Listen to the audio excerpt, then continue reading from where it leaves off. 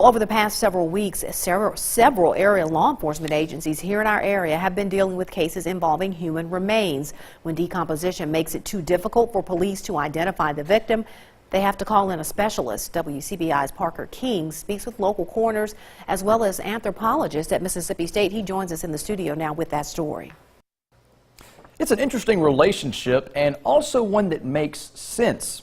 They call in the people who actually study skeletal structures. And it's a relationship that benefits both police and archaeologists. It's something that's not typically covered in the training of law enforcement officers to identify human remains, whereas that is specialized training that's provided within biological anthropology and archaeology. So we would be happy to help in identification of the human remains. Law enforcement agencies in the Golden Triangle have an edge when these cases come up.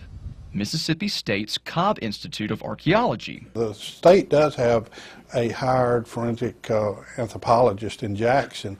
However, having to wait on that person to come all the way from Jackson, you're talking 3 or 4 hours. Whereas we have these guys right here. We work close with them. They're in our community. When it comes to drawing conclusions from bones found in the area, university professors help identify features that can determine cause of death or if the bones are even human. There can be a lot of confusion with certain skeletal elements, whether it's human or whether it belongs to an animal. Bear remains, deer remains, and even sometimes like Halloween decor is confused with human remains. So we would be able to further confirm that. It's skeletal remains. They're able to view the bodies, determine, if there's any fractures of skeletal remains that we don't see, or any changes or anything like that in the skeletal system that will benefit us to determine what caused death. MSU students also benefit from the experience. A lot of our students in the BA program in anthropology, as well as the Master's in Applied Anthropology program,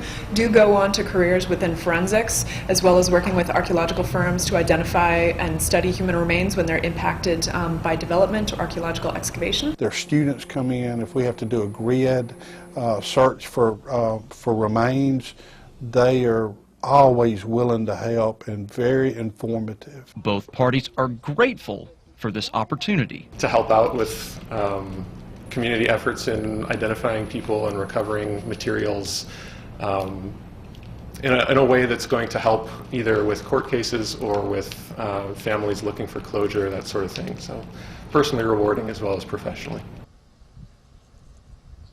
The joint relationship is an efficient way to come up with details and conclusions on these remains at a faster rate. Parker King.